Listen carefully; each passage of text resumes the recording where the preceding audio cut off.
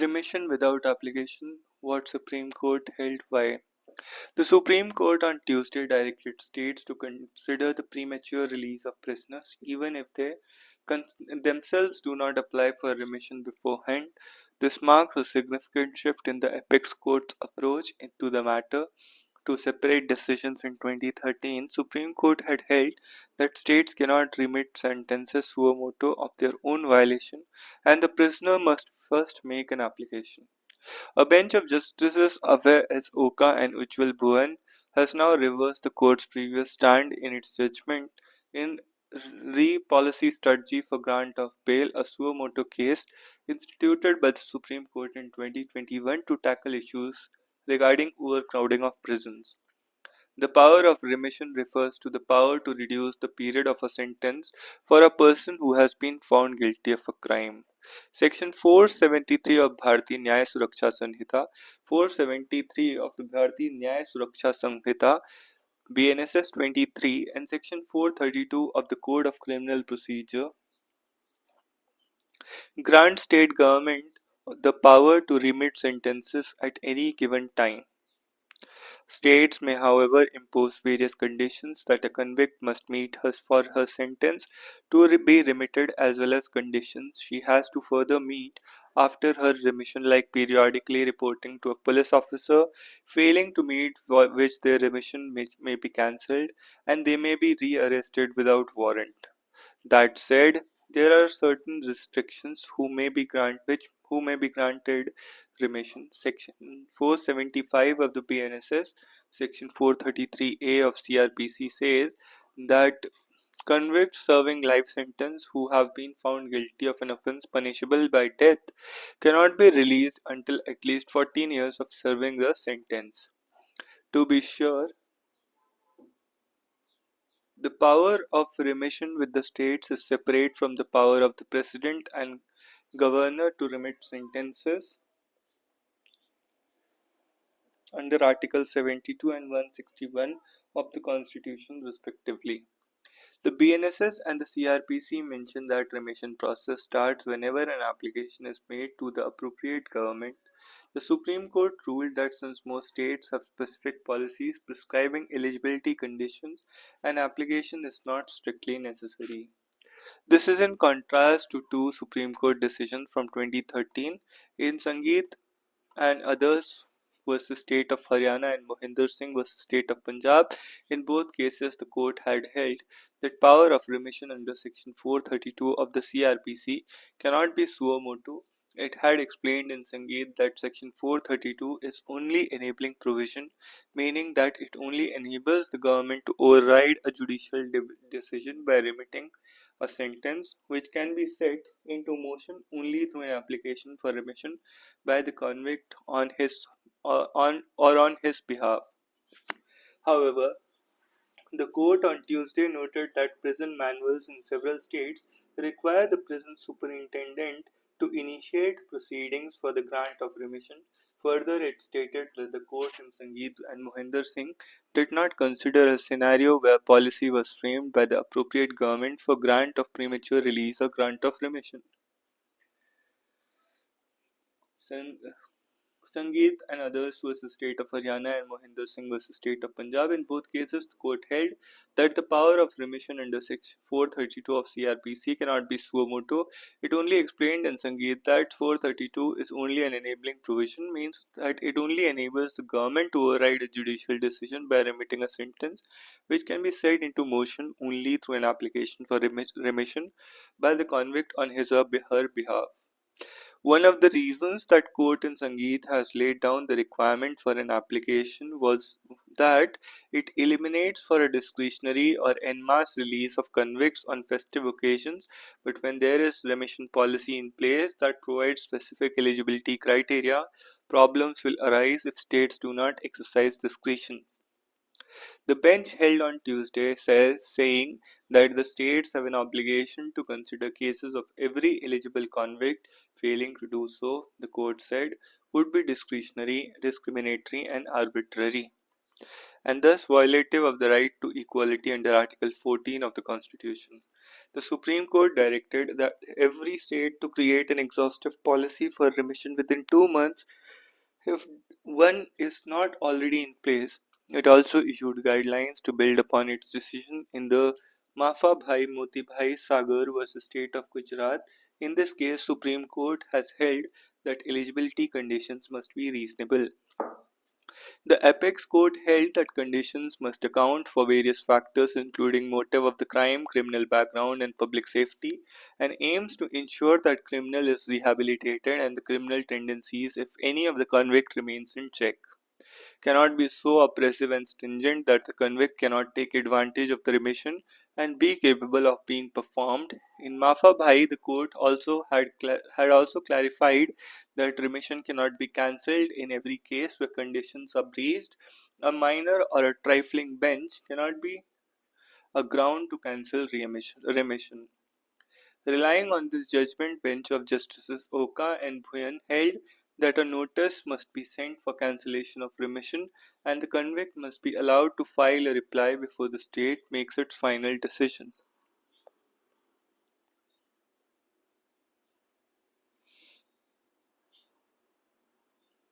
Supreme Court directed every state to create an exhaustive policy for remission within 2 months.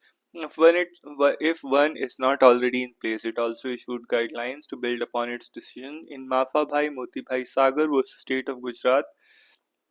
In this case, Supreme Court has held that eligible conditions must be reasonable.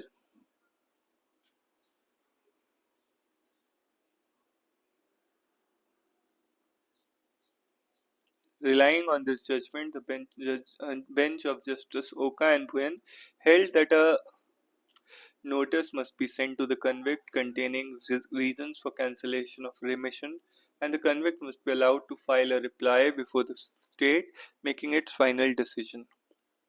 US and Russia are negotiating the end of the war in Ukraine with neither Ukrainians nor Europeans at the table. As Donald Trump upends the 8-decade old US Europe partnership, what is the view from Delhi? A well known saying frequently attributed to Vladimir Lenin goes, "There are decades when nothing happens, and there are weeks when decades happen." This past week could qualify for the latter category.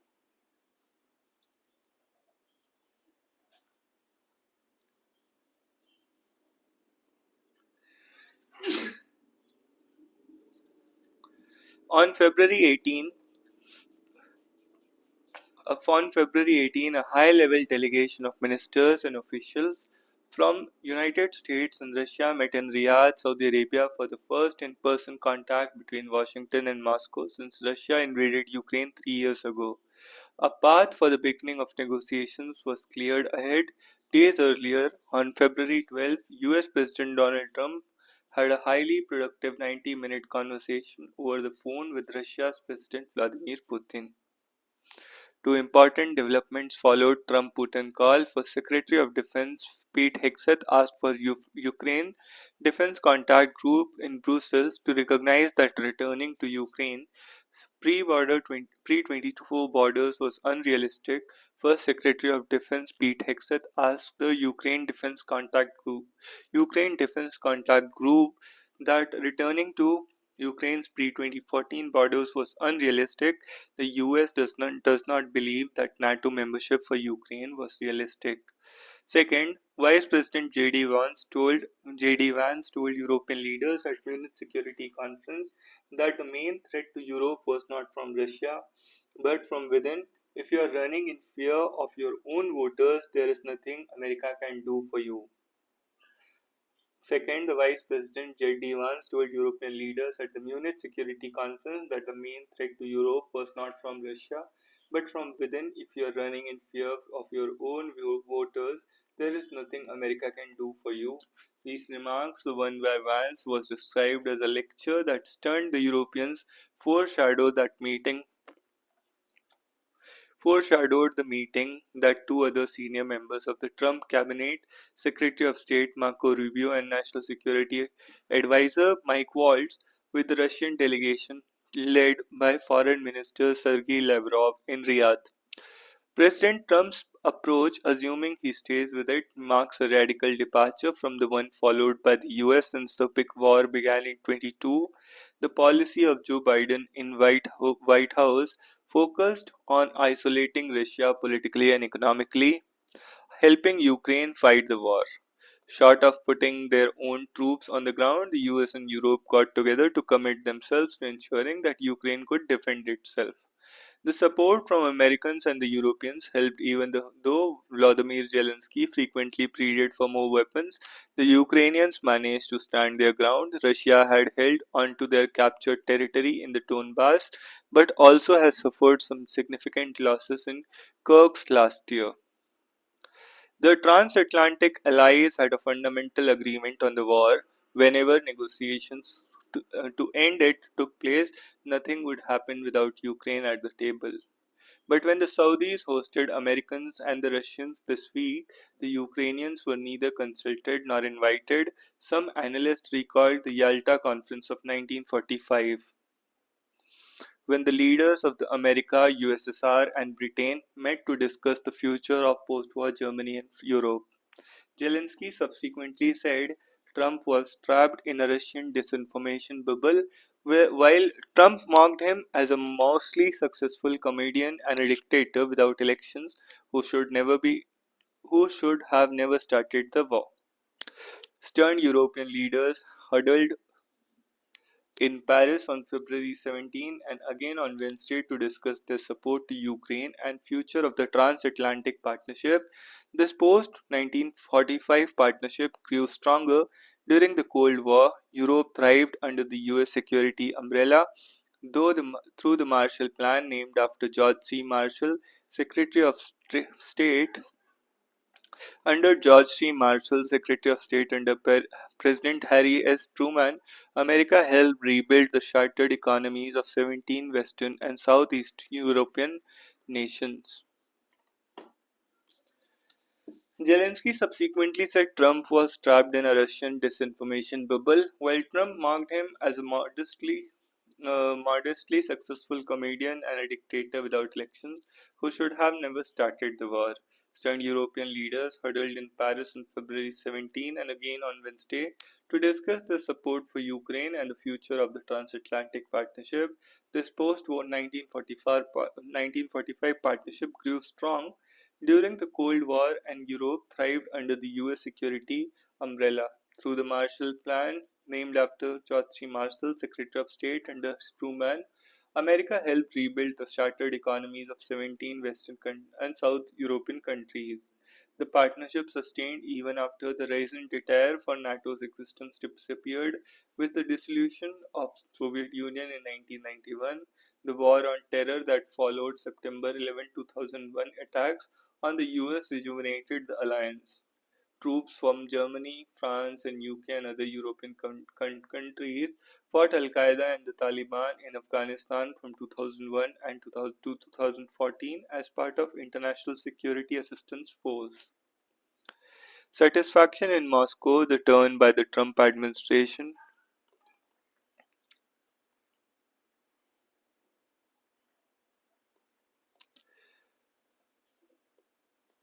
The turn by Trump administration, the abandoning of Europe and embracing of Russia, is being watched keenly in Moscow. At their meeting in Riyadh, the Americans and Russians agreed to restart talks, bring back expelled staff in each other's embassies, and to look at future economic roadmap. The movement that Moscow has been long waiting for to emerge victorious and out of political and economic isolation could be imminent. Europe, on the other hand, is stunned that Hexeth should so casually give away the West's biggest leverage with the Kremlin.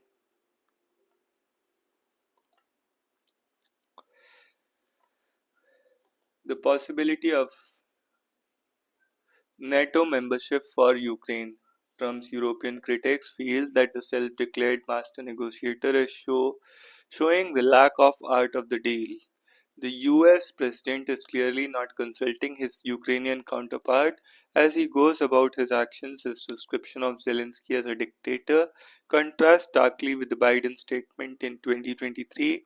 Ukraine stands, democracy stands. What is to be made of the situation from India's perspective? Where does New Delhi stand and what role it could potentially play? One, India has not taken a side and has always advocated dialogue and diplomacy to end the war. Prime Minister Narendra Modi famously advised President Putin that this is not an era of war, but this lofty position has not found takers on either side. 2. India has offered to contribute any effort to bring the war to an end.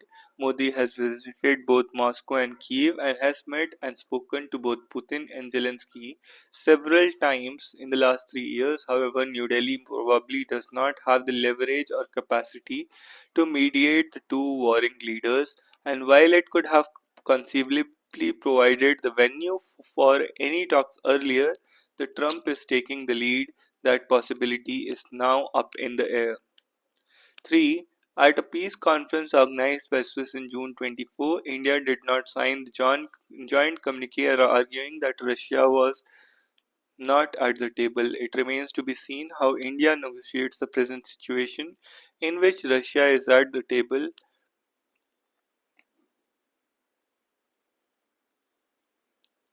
but Ukraine is not. 4.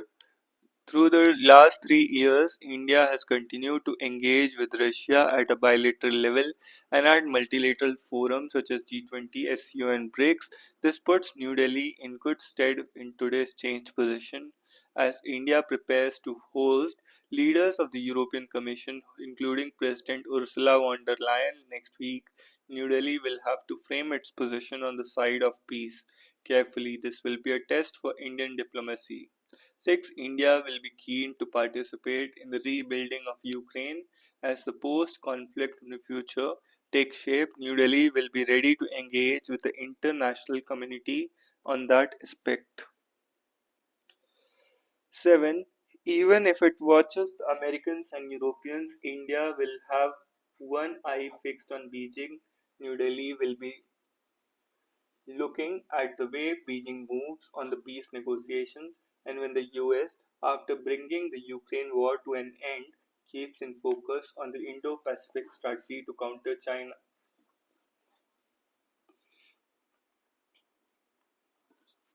Constitutional provision by which MP may be asked to vacate seat in case of prolonged absence from Parliament. Article 104, Class 4.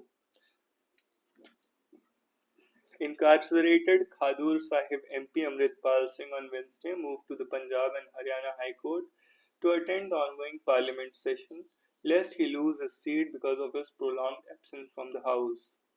Amritpal, who faces charges under the stringent National Security Act, has been detained in Dibrugarh since April 23. He contested and won the Lok Sabha elections from prison but thus far has an attendance of only 2% according to the PRS. If for a period of 60 days a member of either House of Parliament is without permission of the House absent from all meetings thereof, the House may declare his seat vacant. Article 101, Clause 4 says 60 days, however, do not account for any period during which the House is not prorogued or is adjourned for more than 4 consecutive days. Effectively, the period of absence is only calculated based on the actual sittings of Parliament. Amritpal, for instance, only attended one sitting in Lok Sabha, the one in which he was sworn in last July. Since then, he has remained in detention in Assam. This has amounted to nearly 50 absences thus far. However, as former Lok Sabha Secretary General told the Indian Express that he does not recall a single instance in which Article 101 Clause 4 was invoked and an MP lost her seat as a result. The operative term in Article 101, Clause 4 is without permission of the House. For long absences, MPs write to the Committee of Absence of Members from sittings of the House, the parliamentary panel that deals with the issue. The committee makes recommendations that on each leave application, which are then ratified by the House concerned. In practice, however, applications are seldom rejected. Amritpal, as an MP, has every right to write to the panel and request permission to be absent on grounds that he is in jail and not getting bail. Past leave applications reports list illness that their own or some relatives as the most common reason for MPs being granted leave. That said, members have requested and being granted leave on the count of being imprisoned as well.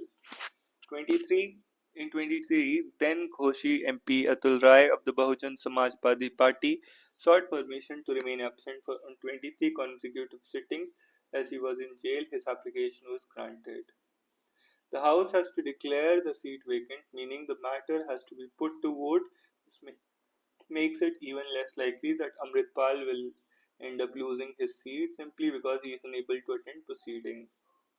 What mineral resources does Ukraine have, and can the US take them? United States President Donald Trump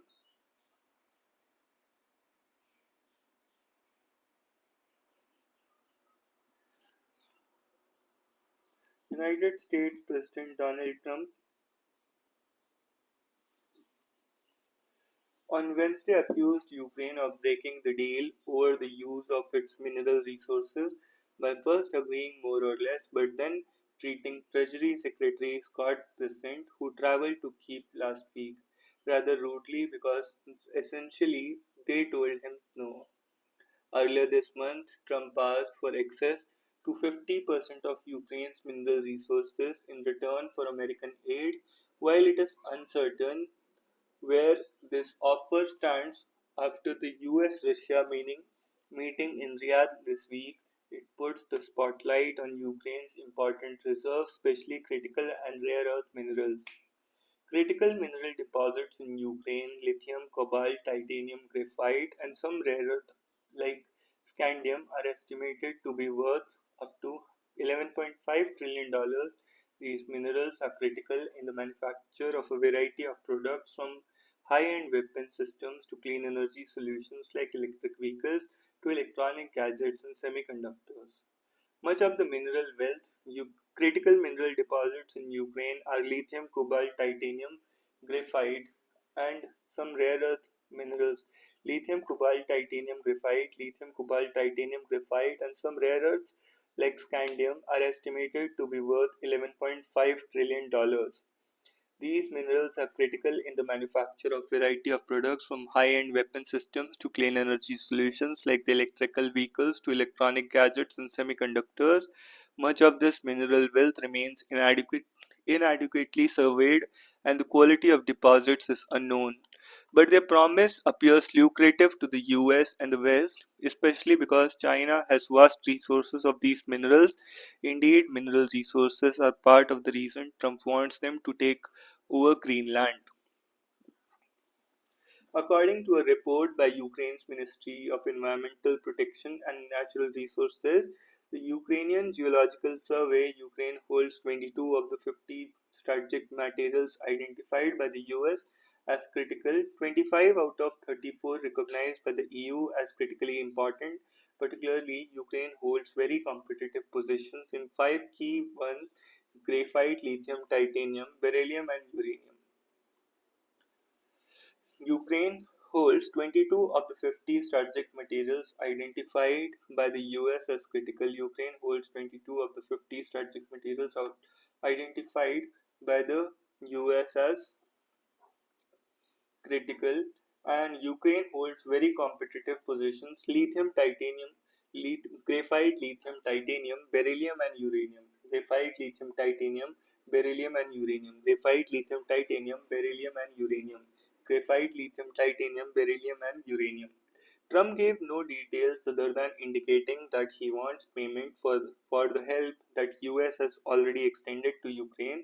The Financial Times reported that Trump has said the US has owed $500 billion worth of Ukraine's resources, including mineral deposits, fuel infrastructure such as ports. That is significantly more than the $69.2 billion in military assistance Washington has given since 2014. The deal was discussed on the sidelines of Munich Security Conference last week, after which Zelensky told news agency, I didn't let the ministers sign a relevant agreement because, in my view, it is not ready to protect us our interests. The question is, can the US claim an up to 50% of another country's resources? Analysts and commentators have flagged at least four problems with this scenario. Any deal will have to be in accordance with Ukraine's laws. Senia Orinchak, founder of the National Association of Mining Industry of Ukraine, told the AP, subsoil belongs to Ukrainians under the constitution. There is very little clarity to the quality and quantity of Ukraine's mineral resources. The Financial Times report quoted Kreslin Bhaskaran, director of Critical Mineral Security Program at the Center for Strategic and International Studies, saying the data is not modern. We have very little information about what's there. Many geological surveys was done by the Soviets before 1991 when Ukraine was part of the USSR. Ukraine already has a deal with the European Union on extracting these resources. A strategic partnership on raw materials was signed between the EU and the Ukraine in July 21 before Russia invaded in February 24. A significant chunk of these minerals are in areas under Russian occupation. Recently, according to Reuters report, Russian forces which have already seized the fifth of Ukraine, including reserves of rare earths, are now little more than 4 miles from the Shevchenko lithium deposit. Are little more than 4 miles from the Shevchenko lithium deposit.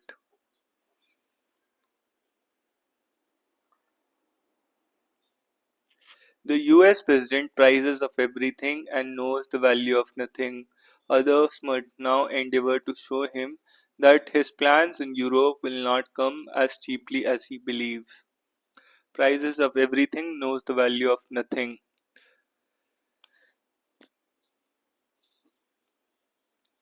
Donald Trump's seismic foreign policy shift envisions ending the Russia-Ukraine war without Ukraine and Europe at the table. How should India navigate this disruption of the international order? India can ensure Ukraine at the table. We cannot return to an era where the powerful decide the fate of the weak.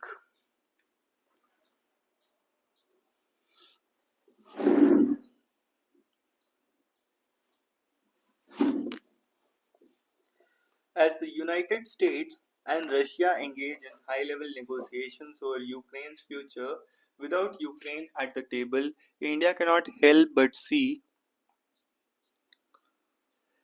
a painful parallel to its own history. The exclusion of Ukraine from its fate is a stark reminder of how great powers have time and again decided the destinies of nations without regard for the people whose lives are at stake.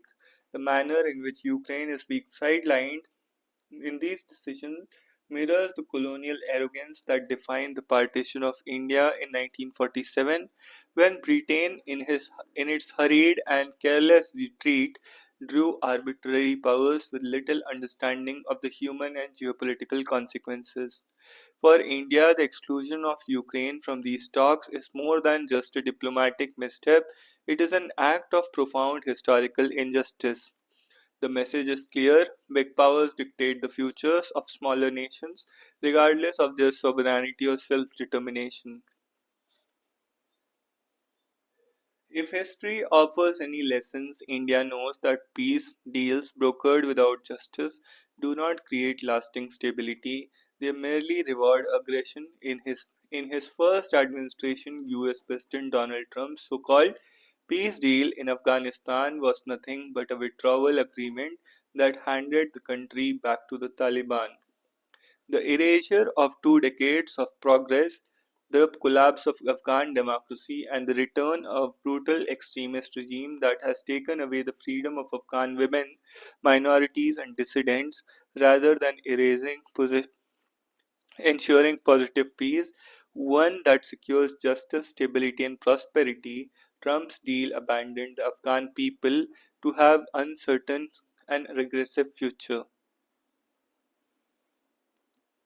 If history offers any lessons, India knows that peace deal brokers without justice do not create lasting stability, they merely reward aggression.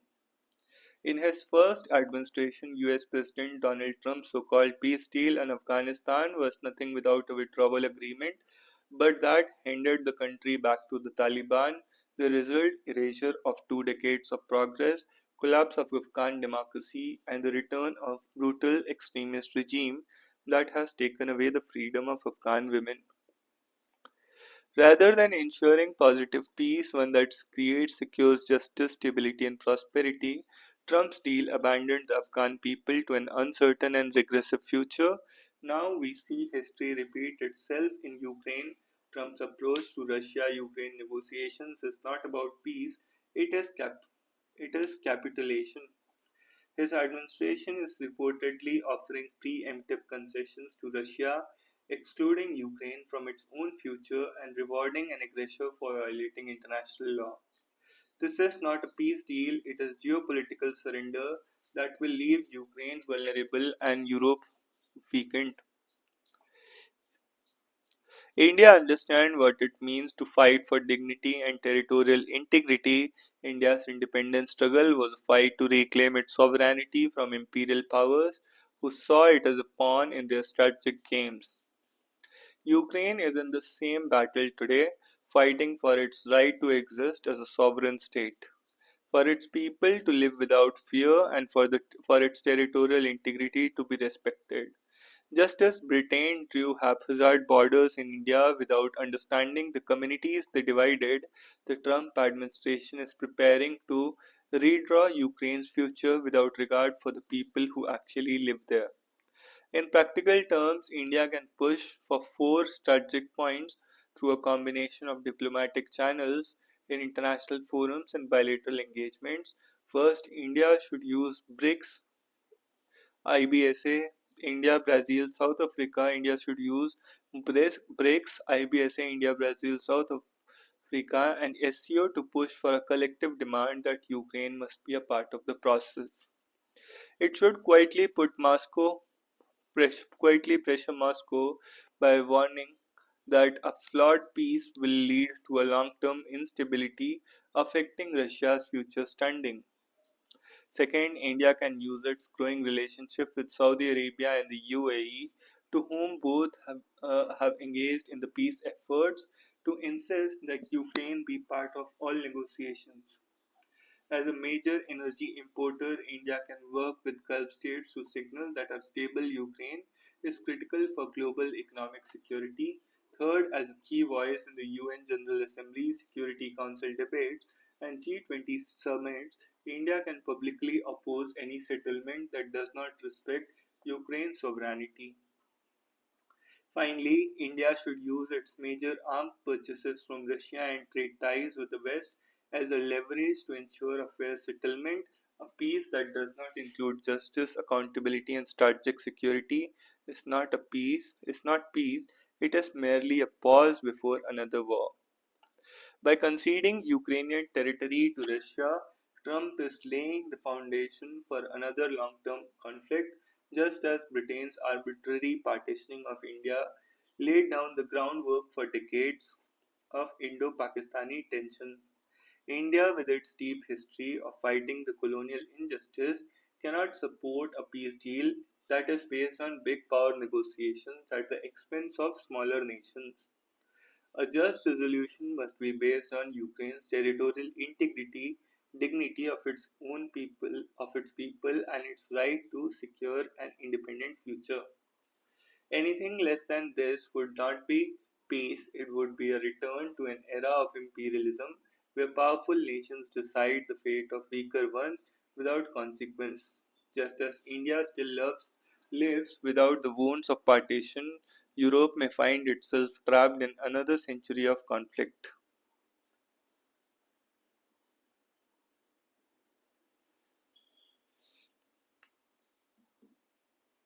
and instability if Ukraine's voice is not included in determining its own destiny. The world and India must not let history repeat itself.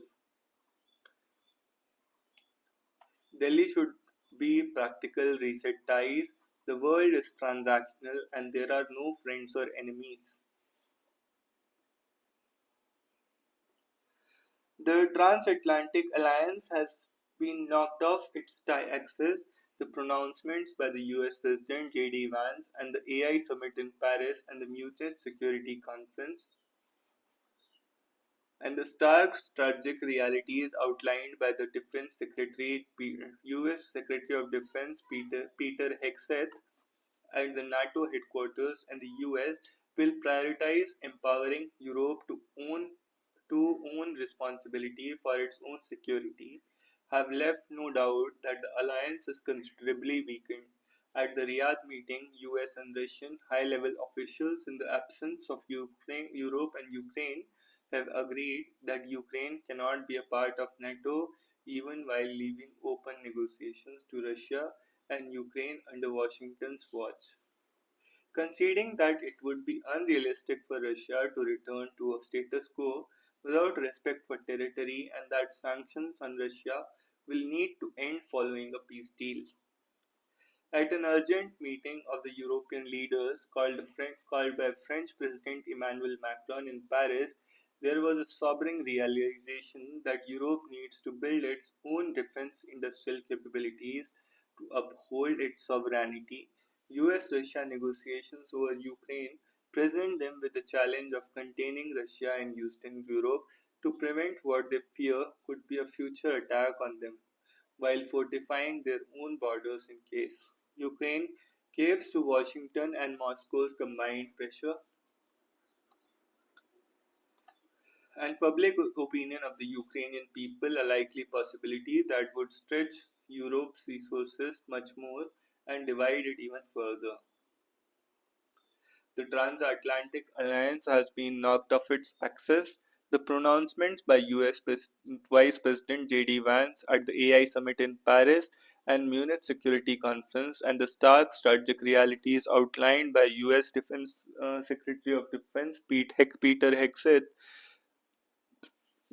at the NATO headquarters that the US will prioritize empowering Europe to its own responsibility for its own security have left no doubt that the alliance is considerably weakened. At the Riyadh meeting, US and Russian high level officials, in the absence of Europe and Ukraine, have agreed that Ukraine cannot be part of the NATO, even even while leaving open negotiations to Russia and Ukraine under Washington's watch, conceding that it would be unrealistic for Russia to return to status quo without respect to territory, and that sanctions on Russia will need to end following a peace deal. At an urgent meeting of European leaders called by French President Macron in Paris, there was a sobering realization that Europe needs to build its own defense industrial capabilities to uphold its sovereignty.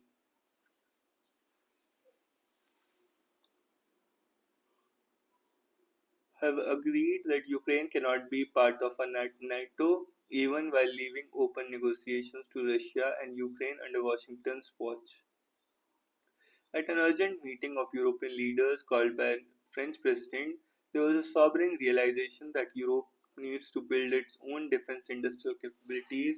Europe needs to build its own defense industrial capabilities to uphold its sovereignty. The US Russia negotiations over Ukraine present them with the challenge of containing Russia in Eastern Europe and to prevent what they fear could be the future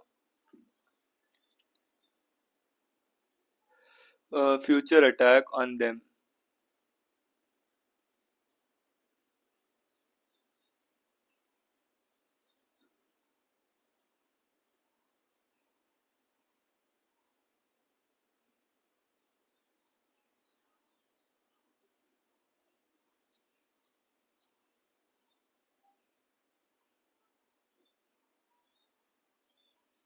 Although NATO chief Mark Rutte has said Europe is ready to step up and spend more on defense, there is a scenario in which the US could trade its presence on NATO's eastern flank, not invade the Europeans in negotiations on Ukraine, and oppose the deployment of European troops in Ukraine to guarantee peace.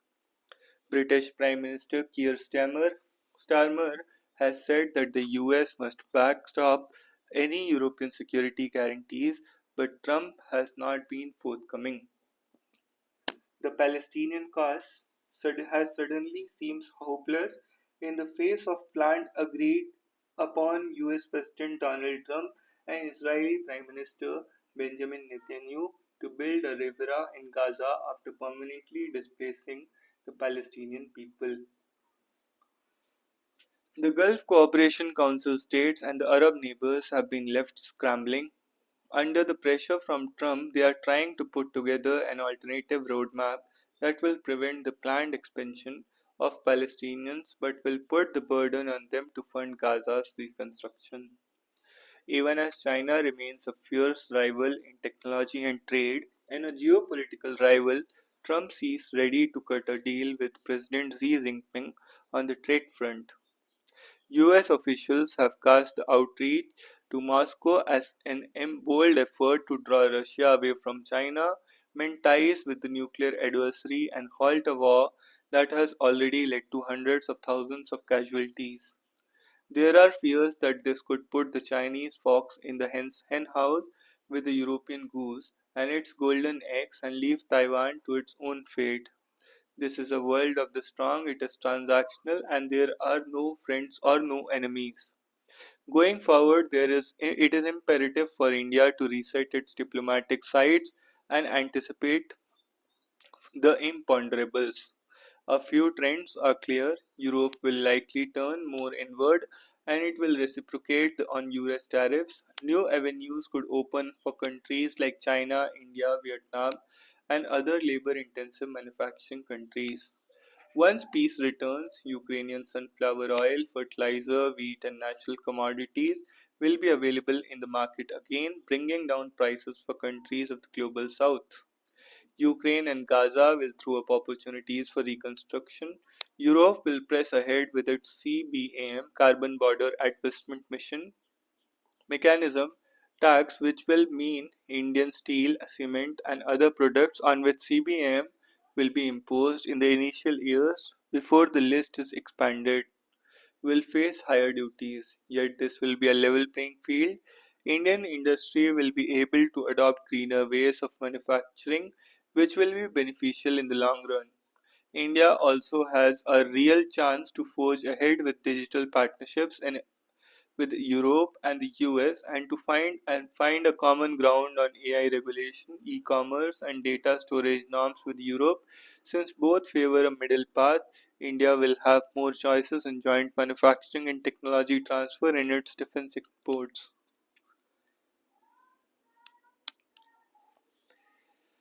So, although NATO chief Mark Rutte has said Europe is ready to step up and spend more on defense, this is a scenario in which the US could trade its presence on NATO's eastern flank, not involve in European negotiations on Ukraine and oppose the deployment of European troops in Ukraine to guarantee peace.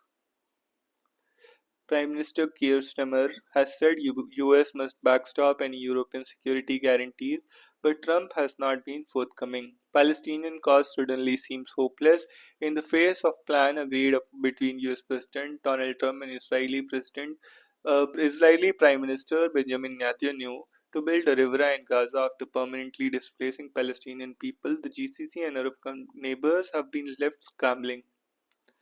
The Under pressure from Trump, they are trying to put an alternative roadmap that will prevent the planned expulsion of Palestinians but will put the burden on them to fund Gaza's reconstruction.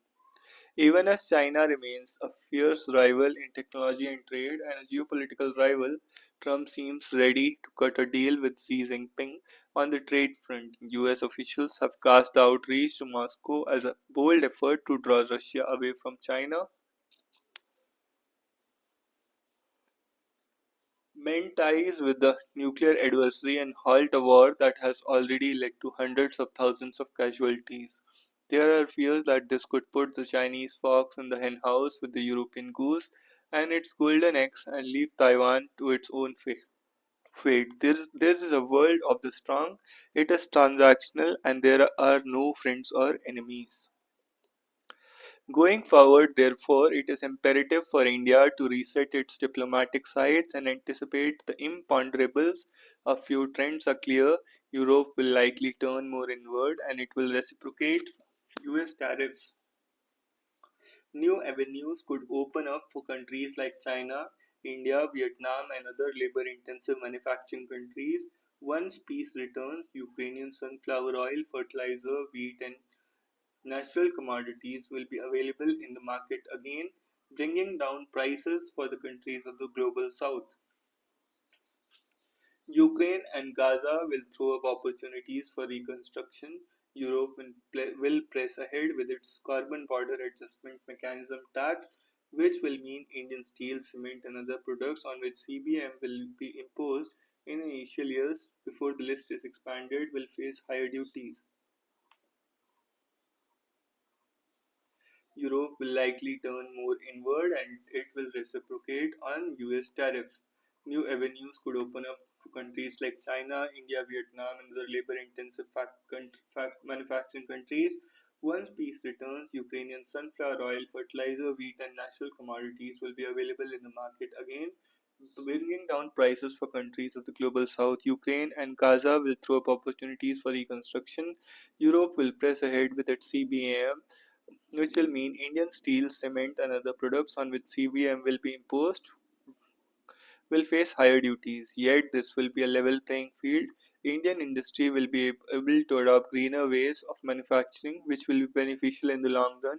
India also has a real chance to forge ahead a digital partnerships with Europe and US and find common ground on AI regulation, e-commerce and data storage norms with Europe.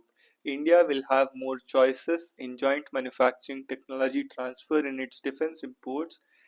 Delhi also needs to redouble its efforts at forging FTAs with the United Kingdom, the European Union, the GCC, and Africa as well as Latin America, and a full SECA comprehensive economic cooperation agreement with Australia to liberalize trade, open up new avenues for boosting exports, and create conditions for itself by becoming part of the valued and reliable supply chains. Delhi also has to redouble its effort at forging FTAs with the UK, AU, GCC, and Africa, as well as Latin America, and a full comprehensive economic cooperation agreement with Australia to liberalize trade. This refers to the report UP report on Ganga water quality during Mahakumbh lacks adequate details. It is disconcerting that something that directly affects the health and lives of crores of people, there are conflicting reports from different government pollution bodies on the level and kind of water contamination.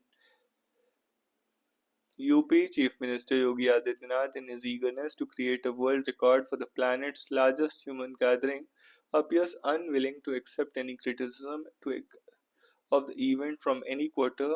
Was it impossible for any central or state government to appoint a single professional body with the latest equipment to monitor water quality on different parameters around the confluence point and report its findings? This refers to editorial a deepening bond. India is globally connected power, maintaining a balance with all players in the West Asian region, including Saudi Arabia, UAE, Israel, and Iran. Saudi Arabia, UAE, Iran, and Israel and Iran. Indian expatriates are often seen as the backbone of Qatari economic activity. For India, Qatar is a Gulf power, a huge source of remittances, and a power partner with major geostrategic role. In its recent decision to broaden its engagement with the Taliban regime, the Narendra Modi government has leaned on the Qatari leadership. While they do not always share the same worldview, they are committed to a much stronger, forward looking bilateral partnership. This refers to the editorial deepening bond. The upgradation of India Qatar relations to a strategic partnership is timely, but significant questions around Qatar is regional stability and consequently the economic implications for both countries. The promise to double bilateral trade to 28 billion and promote $10 billion of investments. Notwithstanding, how is India going to address the trade deficit through more Qatari imports? Are there efforts being made to negate the anti-India sentiment within the Qatari media? This refers to editorial kinder and gentler. The death of suicide of a Nepali student in KIIT Odisha and an undergraduate student at Ashoka are the latest addition to long list of tragedy. Many SC students die by suicide in India's centers of higher learning.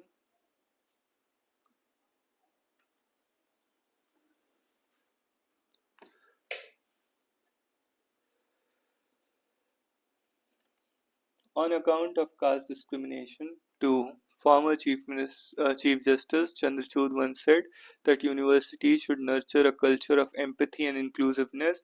This has become more necessary as discrimination across regional, racial, religious, and linguistic lines is on the rise. BJP regained last ground in Delhi due to strength of its organizational setup. There's lessons for AAP in that. The writer is the press secretary to the President of India. If Gokhale was a modernist with reformist outlook, Tilak followed the path of tradition and did not hesitate to associate religion with politics. Gandhi proved to be the biggest mobilizer. He not only opened the party to the masses but also co-opted people from diverse backgrounds to give organization dynamism and depth. Trajectory of Congress's growth shows that it consistently positioned itself as left of center after independence while incorporating within its broad features what is now known as Hindutva. It always stood against the language and idioms of regionalism and casteism that came into play in the late 1960s and led to parties' marginalization in certain states.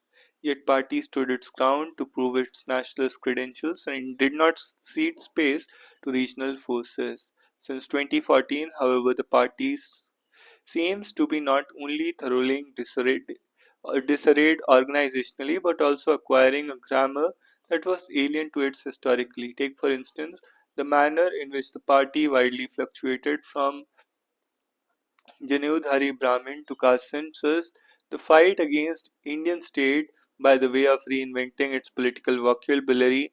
There is nothing wrong in political party reorienting itself by rearranging its lexicon and adapting to the changing times by making conscious choices, but that does not seem to be the case here. If we contrast with this, the BJP, you will find it has continued to break regional and social barriers by adapting itself to new political realities seamless manner. Mahatma Gandhi and Sardar Vallabhbhai Patel had nothing to do with either precursors of the BJP or the RSS. They belonged to Congress, yet they have been fully internalized as icons within the party, so much so that Congress has practically abandoned them. Similarly, Subhash Chandra Bose and Ambedkar have been suitably iconized within the BJP's political narrative, irrespective of their political beliefs. At the regional level, BJP has successfully appropriated the tribal icon of Munda and Ahom Army General Lakhit Borphukan and politically sanctified exalted states in Uttar Pradesh, Sant Ravidas and Raja Suhel Dev are similarly iconized and assimilated social sections like the scheduled caste and OBCs within BJP's fold. In South, Sant Thiruvallavur and Bhagwan Basavanna have been included in BJP's pantheon for its pan-India expansion. Much like Congress pre-independence period and even during initial years, the Bharatiya Janasangh and its successor BJP built its organizational structure brick by brick. It fought for every inch of political space across India without losing its ideological moorings. The party shunned stereotypes and maintained remarkable flexibility. When I researched for my book, The Architect of the New BJP, How Narendra Modi Transformed the Party, the BJP came across a party that innovated new methods of political mobilization, co-option, and expansion of the organization. A glimpse of that predilection for innovative techniques was visible when Prime Minister Modi addressed the gathering at the party office after victory in the Delhi Assembly elections. He exhorted over 1 lakh youth to come forward and join politics to save the country from the politics of Dhurta and Murta. Rhetoric part this exhortation is extraordinary in the sense that it is conjured up with a dream for the youth to be part of politics for the cause of nation building.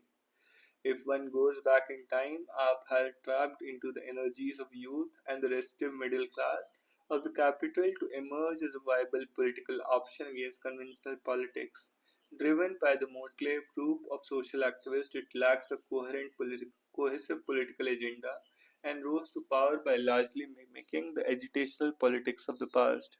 However, in India's political history, the evolution of AAP is bound to be a curious case study that it captured people's imagination for more than a decade and claimed a significant political space. It's more a reflection than a conventional polity seeking ground to the deviant. AAP's chief failure was in building a robust party organization. In politics, there are bound to be ups and downs, but a party can regain the lost ground if it has strong organizational backup. In the Delhi elections, the BJP has proved this.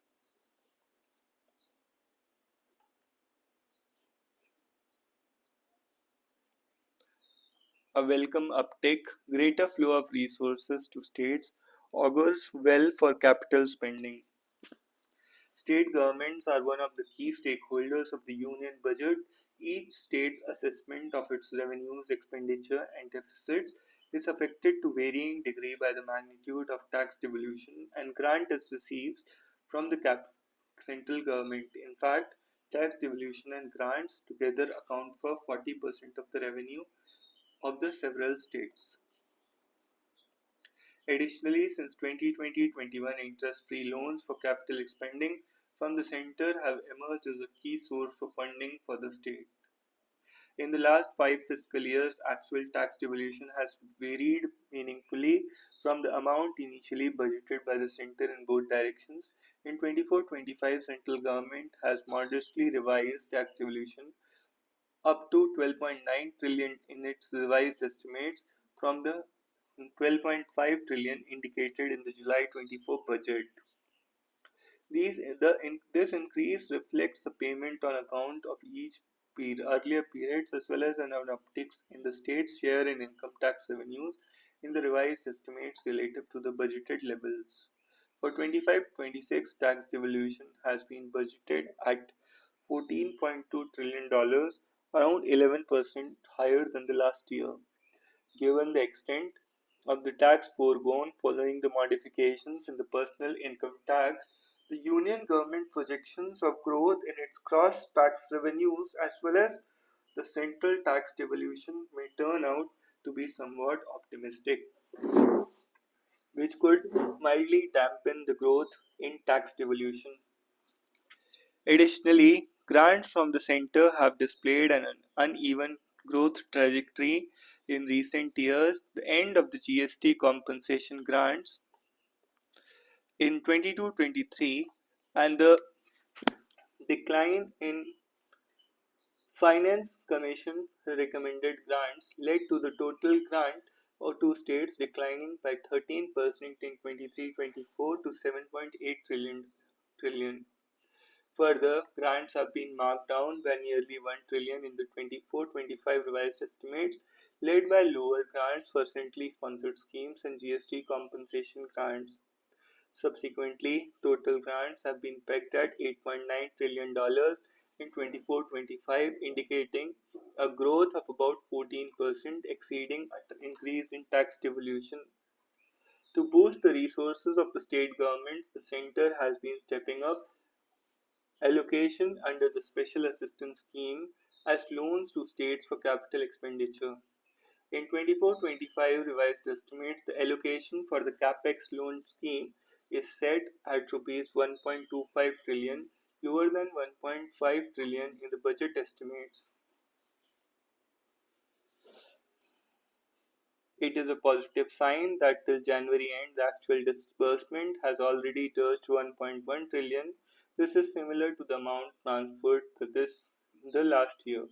Interestingly, all 28 states availed the amount under the CAPEX loan scheme, including Kerala and Punjab, which have had given it a miss the year before. Overall, Bihar, Madhya Pradesh, Uttar Pradesh, and West Bengal together availed around 40% of the amount disbursed till January, and enhanced allocation of the capex loan scheme for the next year at 1.5 trillion is welcome. The disbursement under the scheme will be influenced by the mix of untied and tied loans as well as the conditionalities related to the latter. In an encouraging move, the center has decided to extend the conditional borrowing linked to completion of power sector reforms of 0.5% of gross state domestic product (GSDP) to states in 25-26, which was set up to end this year as per the 15 Finance Commission recommendations.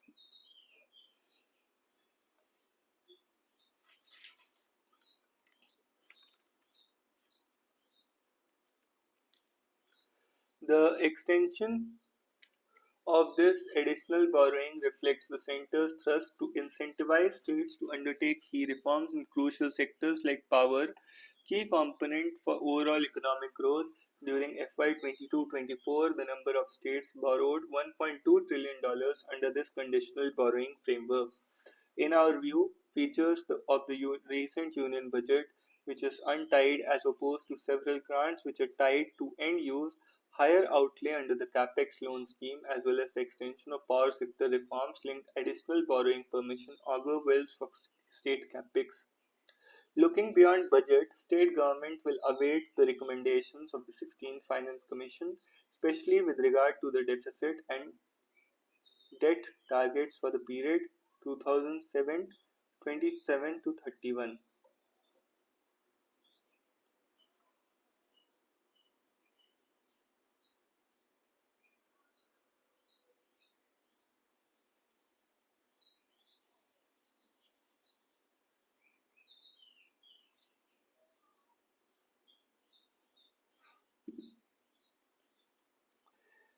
The state governments will await the recommendations of the 16th Finance Commission, especially with regards to the deficit and debt targets for the period 27 and 31. These recommendations are expected to be submitted prior to the Union Budget 26-27. Aside from these targets, it will be interesting to see if the Centre continues with the CAPEX loan scheme for the states during the 16th Finance Commission award and whether such loans remain outside the net borrowing limit. Gavel and gag. Supreme Court was right to protect El Habadia from the arrest of his crude remarks, but its gag order call to government are disturbing. In 2022, while granting bail to Alt News co-founder Mohammed Zubair, the Supreme Court had rejected the imposition of ban on his social media activities. Gag orders have a chilling effect on the freedom of speech. It had worked, it has said. Gag orders have a chilling effect on the freedom of speech, it had said.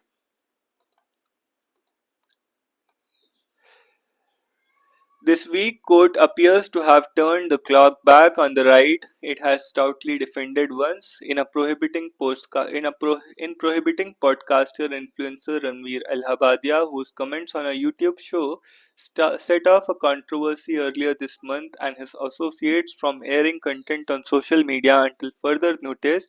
The court has set a troubling precedent for free speech. The court has expressed strong disapproval of El-Habadia's comment, asserting that such language could bring shame to the families and society if granted relief to El-Habadia in the form of protection from arrest.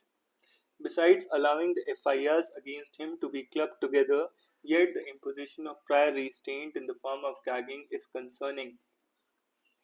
The court must ask itself if it wants to give further ammunition to a political class that has in the past been quick to clamp down on anything it deems offensive with an alacrity that cuts across party lines. Its order also goes against the spirit that animated the court's earlier defense of freedom of speech, notably in the Shreya Singhal versus Union of India, in which Supreme Court emphasized that vague restrictions on online speech can lead to a chilling effect. This logic has been amended in the Allahabadiya order. The Speaker is now expected to anticipate legal red lines. Such restrictions can empower arbitrary state action and incentivize religious frivolous complaints, creating an environment in which free expression becomes a privilege of the powerful, not the right of the people.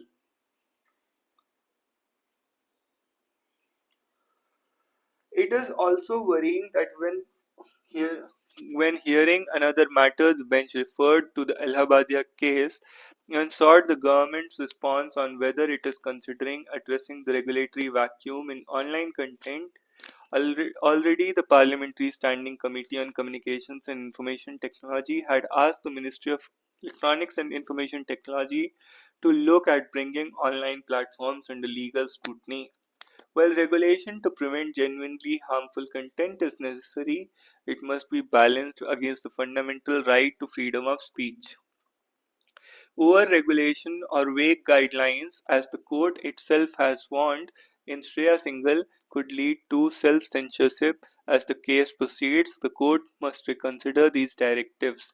In an era where digital platforms are the new public square, the judiciary must remain vigilant against tools of suppression, however benign these guise as well as meaning their intention. Squeaking in tongues, a human gene that can make mice squeak and flirt differently, may be one of the building blocks of language.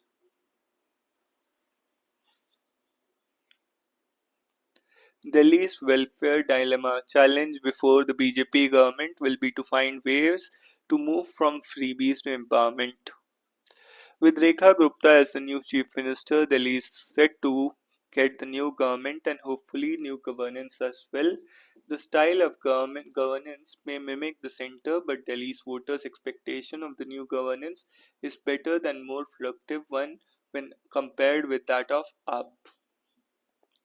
Delhi, cosmopolitan city-state, is a land of migrant. It has its own set of peculiar problems and challenges. There is no denying the fact that the Delhi elections were fought on a new welfarism pitch, and all other issues of political mobilization in a run up to elections were subservient to it. The major players were making tall commitments not only to outplay each other but also to carve out a new large mass base for their parties. The new welfarism based on competitive financing of freebies to the Labharthis benefit particularly in terms of public provisioning of private goods and direct cash transfers became the lead motive of electoral success stories. What then is this new welfarism and how is it different from the citizens' rights based on entitlements? After World War II in the 1950s, welfare politics and policies emerged in the form of states' redistributive policy to address the limits of laissez faire and to technocratically administer capitalism. The welfare state meant creating institutions and conditions to cater to the emerging demands on socio-economic right of citizens which they were entitled to but were denied because either the market failures or the state failed or perhaps both failed. The new welfarism in India, picked by AAP and other parties, is new in two senses. One, there is a temporary provisioning of a safety net against what may be termed market failure. For instance, a lump sum given every month to every woman from economically weaker section is an adaptation to the welfare to the requirements of the market. Two, it operates beyond NGO-centric welfare measures and it characterized by universal welfare benefits. In both processes, however, the welfare get nationalized instead of socialized. The problem with such welfarism is that it doesn't lead to the empowerment of the citizen. Rather, it increases the public provisioning of private goods and cash benefits and enhances dependency. A girl child in Delhi, for example, would want robust democratic institutions and sustainable, robust social infrastructure to enable her to exercise her socio-economic right and as freely as any other citizen in the long run. We can measure the advancement of the welfare state in terms of state welfare recipients as to some form of market related provision such as private insurance and occupational welfare programs, but we can hardly measure the success of the welfare state.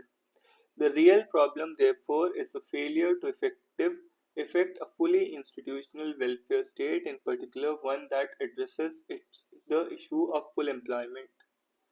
For the new government in Delhi, the real challenge will be to address these limitations.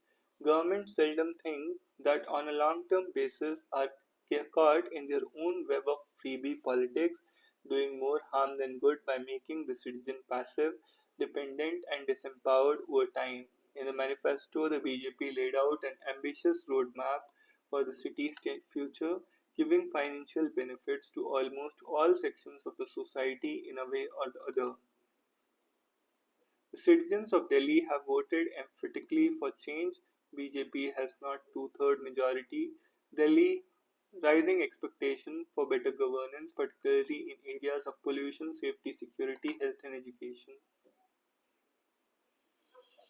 Delhi needs a transformative politics, bringing welfare and civic issues back to the center stage. New CM has her task cut out.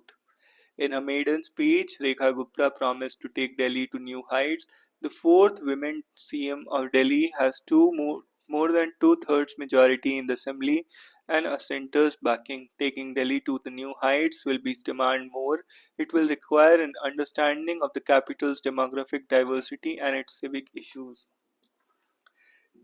Understanding of capital's demographic diversity and its civic issues, Delhi does not merely comprise of the middle class or the people living in jhuggies as electoral campaigns of the dominant political parties made it out to be. Beyond these binaries, the capital is a destination for people from different regions of the country. These binaries who come together to create new spaces, often transcending old divides. Delhi's development need to take the aspirations of everyone who has a stake into city into account. The urge to make Delhi into a world-class city is not new. The Sheila Dikshit government changed the landscape way ahead of the 2010 Commonwealth Games, but the development came at a cost. According to the reports of Housing and Land Rights Network, at least 2 lakh people were evicted from different corners of the city. Many of them were migrants who gave their sweat and blood to build up the city. They did not get rehabilitation. Delhi is among the very few Indian cities where migration contributes to more population growth than births. To govern such a city, a new government need to be inclusive, providing clean air, clean water, sewage systems that work, pothole-free roads, and the social security, besides continuing its predecessor's AAP scheme as promised by the Prime Minister, will be the biggest challenge for Gupta's administration. AAP had tried to transform the health and education sectors through innovative initiatives like Mohalla clinics and the renovation of public schools. Its initial attempts to present corruption-free governance resonated at the grassroots, at least in the first few years. However, the controversy over the liquor scam and allegations of corruption dented the party's reputation. Governance also suffered because of Delhi government's confrontational politics and center's alleged non-cooperation. The new government will be has inherited the building blocks, it needs to work on them. With one Dalit, one Sikh, one woman, one Jat, one Punjabi and one Purvanchali, the composition of Delhi cabinet seems to indicate that like elsewhere in the country, the BJP has been working on social engineering in the capital. But social cohesion will demand much more. Delhi urbanity often attenuates identities and offers cloaks of anonymity to individuals. Maintaining the capital's cosmopolitan nature requires that premium to be placed on peace and harmony, and given the double engine government will have control over both law and order and the local administration, the responsibility of protecting the marginalized groups will now lies with them.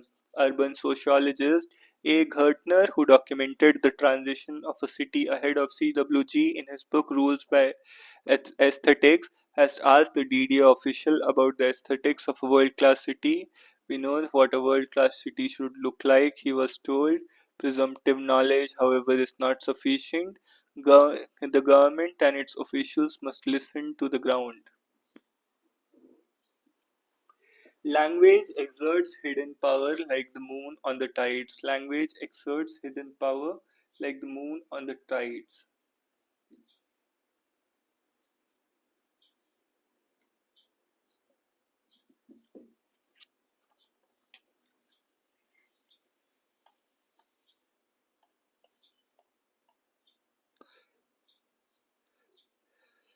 कला साहित्य संस्कृति का विरासत उत्सव अभिजात मराठी का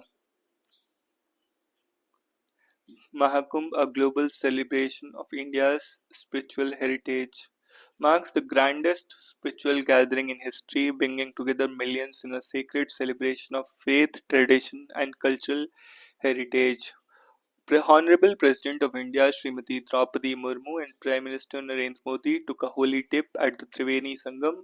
The event symbolizes unparalleled spiritual unity, with prominent global dignitaries and sports icons immerse themselves in this divine aura. With impeccable arrangements, a strong emphasis on cleanliness, and profound devotion, Mahakumbh 25 is more than just a festival, it is a living testament to India's rich cultural and spiritual and cultural legacy.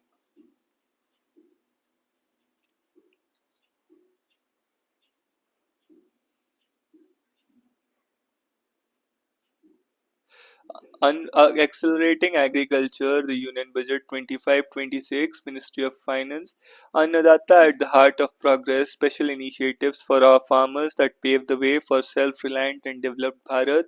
Prime Minister Dhanya Dhanya Krishi Yojana to enhance productivity in 100 districts benefiting 1.7 crore farmers. Prime Minister Dhanya Dhanya Krishi Yojana to enhance productivity in 100 districts. Prime Minister Dhanya Dhanya Krishi Yojana to enhance productivity in 100 districts, benefiting 1.7 crore farmers. Kisan Credit Card (KCC's) loan limit increased to 5 lakh, potentially helping 7.7 crore fishermen, farmers, and dairy farmers. KCC loan limit increased to 5 lakh, potentially helping 7.7 crore fishermen, farmers, and dairy farmers, making India's seafood business and fish farmers thrive with reduced import taxes.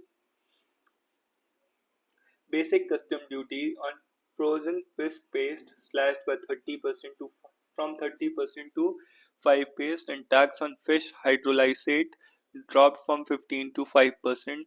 Rural Comprehensive Rural Prosperity and Resilience Program to boost local agriculture and job opportunities, making migration a choice not necessity, starting with 100 agri districts. Comprehensive Rural Prosperity and Resilience Program, making migration choice not a necessity, and Grameen Credit Score Framework to help serve the credit needs of the self-help group members and people in rural areas, and launch of the mission for Atmanirbharta and Pulses Tur Uradan Masoor. Tur Uradan Masoor.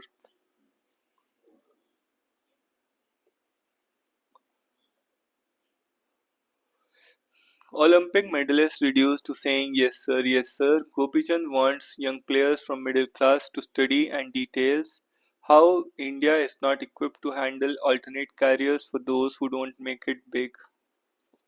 If you look at someone like Tanisha Crasto, top 30 in mixed doubles, or Teresa Jolly, they are giving it their all. But when they come and ask me uh, about job, it saddens me. Teresa is two-time All England semi-finalist, but if they still have to think I need a job and jobs are elusive and disappearing, that something is majorly wrong with opportunities. Badminton players have gotten into corporate jobs, but yes, but we are not fitting into corporate roles and office jobs without skilling. I know so many bright top level players, but it is not easy. The office setup after sport can be challenging. Praveen Manoj, Vijay Raghavan, even look at Mukesh Kumar, Dhanraj Pillai, other hockey players. There have been hundreds of Commonwealth and Asian Games medalists from other sports sulking in their jobs because they were not prepared for this life, they are not fitting in properly. Is not being ready to be airdropped into corporate a motivation issue or a skills issue? I totally say that education needs sports because students are killing themselves under academic pressures and for mental health reasons. Sports can absorb the pressure. But at the same time, sport need education as a strong alternative. Seeing Sakshi Malik, one of the two Rio medalists, and the Fogart sisters having to bow before officials really angered me. Athletes and Olympians, our entire lives are focus driven. The day sports leaves us, we struggle to find excitement in anything. For someone who hasn't been there, a ticket collector's job or being a president of the federation and sitting in the Mission Olympic cell planning in Delhi means a lot, but for us, TC is very tough and others don't understand the motivation struggle and have to say yes sir to IS officers even when we talk sport. I'll compare it to a soldier who is driven by a higher purpose, thinking for the country, and suddenly, if they get into business, they struggle and can be very unsuccessful because these jobs don't seem worth it. Abroad athletes seamlessly transition because they are taught that education and sports will go together. That's most 140, 150 after every Olympics. You'll always have a Uday Pawar or Nikhil Kanedkar who will figure it out and get into coaching.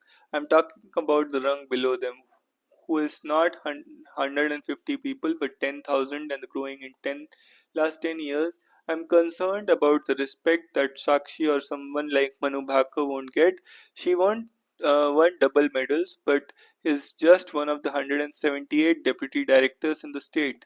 I was at a top MBA institute in Hyderabad yesterday, and only 4 in a class of 15 knew who Aman Sehrawat, Paris wrestling bronze medalist, was.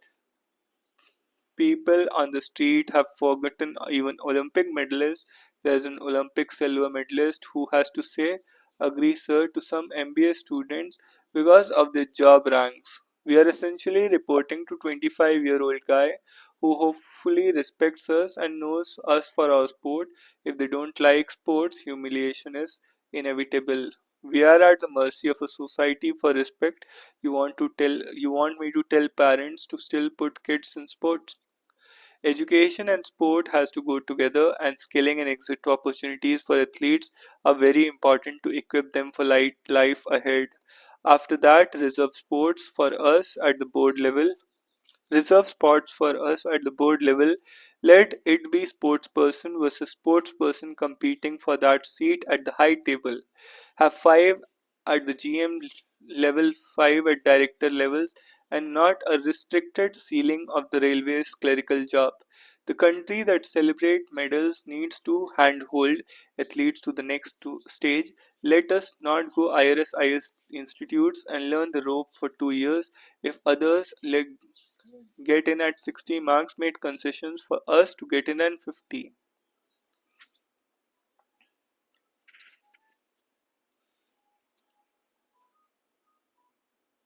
Cliffhanger: Kerala fight back before Gujarat fight back. Defending rupee, RBI forward dollar sales touch at 67.93 billion as of December 31. The Reserve Bank of India outstanding net forward sales of the dollar have surged to $67 billion. As the central bank intensified its efforts to stabilize the rupee, this marks a significant increase in outstanding forward dollar sales of 14 billion just 3 months ago. and a substantial rise of 541 million during the ended March 24. The high forward dollar sales position indicates that RBI has been actively selling dollars in the forward market to defend the rupee amid concerns over the US trade policy, sluggish domestic growth, and foreign portfolio investor outflows. High forward dollar sales position. High forward dollar sales position. RBI has been actively selling dollars in the forward market. RBI has been actively selling dollars in the market position. A has been actively selling dollars in the market position. RBI has been actively selling dollars in the market position. In the spot market, the RBI dollar sales stood at $45 billion in the third quarter, $15.15 billion in December 24, $20 billion in November, and $9.27 billion in October, while it got dollar worth $9.63 billion in September 24, according to RBI data. The RBI also conducted a dollar rupee buy sell swap for $5 billion in December 31, with the transaction set to be reversed on August 4.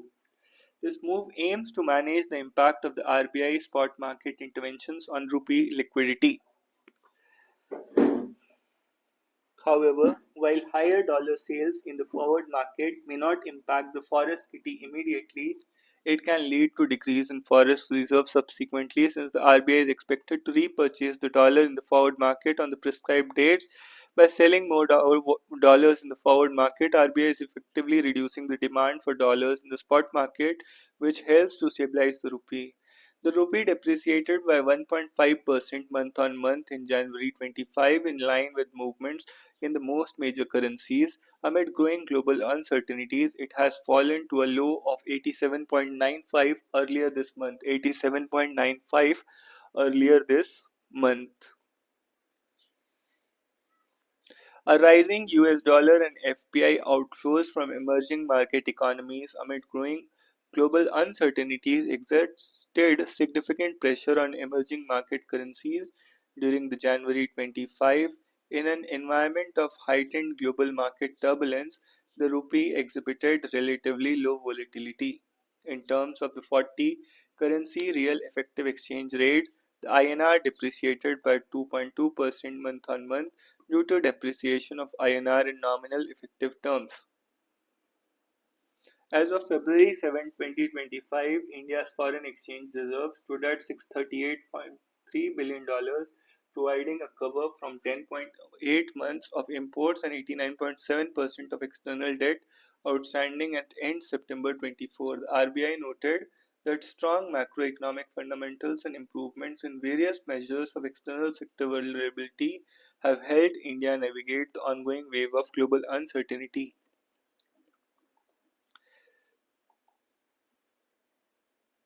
Maruti Suzuki, highest top spot in India's EV space, aims to reclaim 50% market share.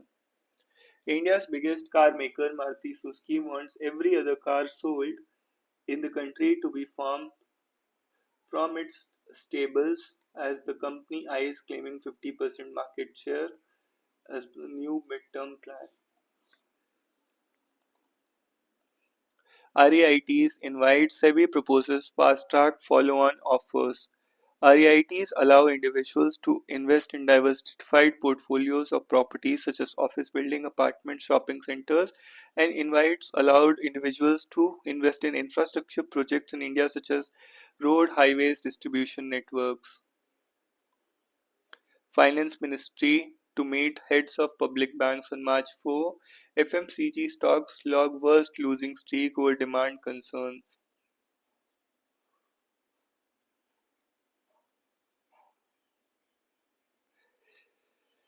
CEA Nageshwaram's term extended till March 27.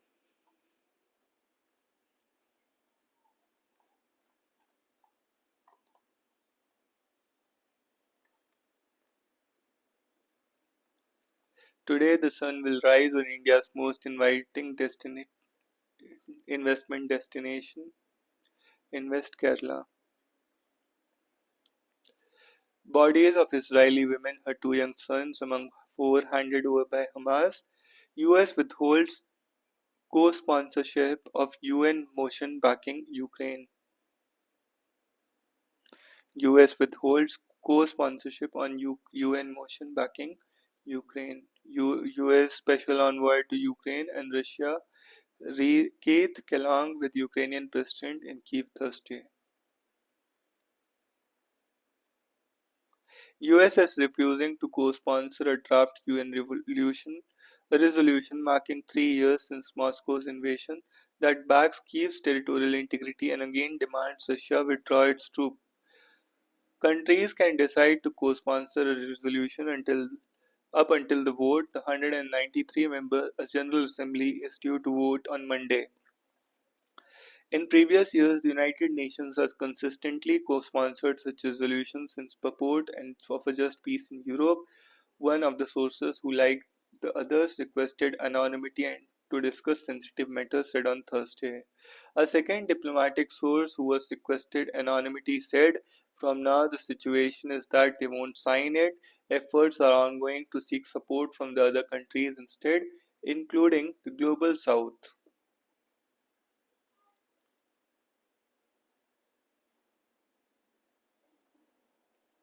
Team Musk flags Trump waves, but a fact check $21 million did not go to India for voter turnout, it was for Bangladesh, not for Ayushman Bharat, CAG reports. Gupta team check in.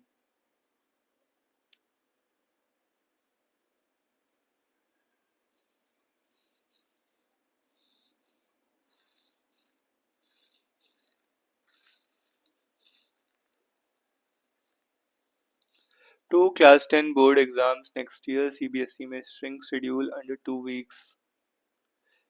The NEP envisages moving away from high stakes exam and proposes biannual board examinations to provide students with more opportunities. IB ministry issues warning on vulgar content amid Allahabad row.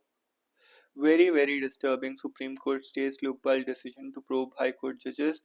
Jaishankar Lavrov discusses US-Russia talks in Riyadh over on ending Ukraine war.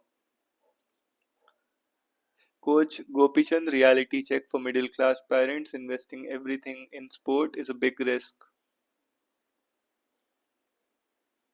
Government gets 67 proposals for domestic AI foundational models.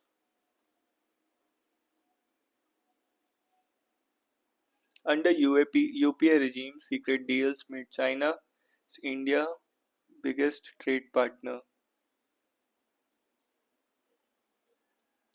Delhi police enters UP to detain constable, halts operation for not informing counterparts. Miranda House TU students object to Ziddi girls. Principal demands removal of objectionable trailer.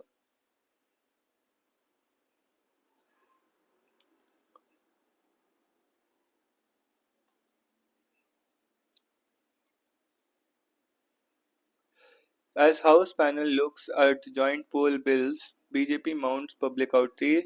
The BJP is looking to build a public sentiment in favor of one nation, one election proposal, underlining that simultaneous elections will end useless expenditure and disruptions to governance. The opposition has criticized it for undermining the constitution.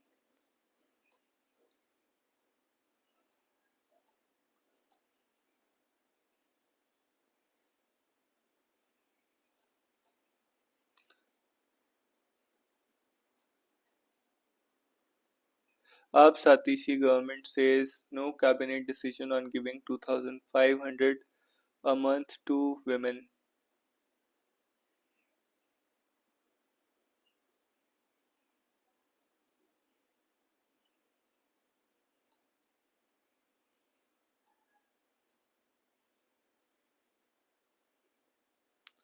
Come back and join classes after summons in KIIT standoff, founder issues public apology.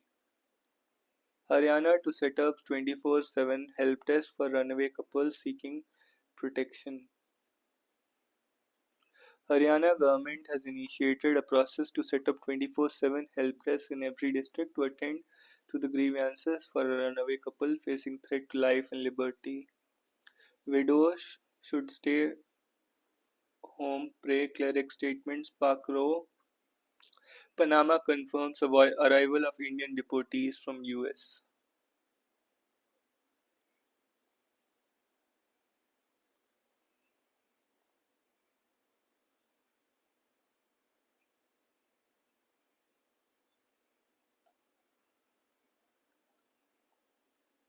So that's all for today. See you in the next one. Language exerts hidden power like the moon on the tides.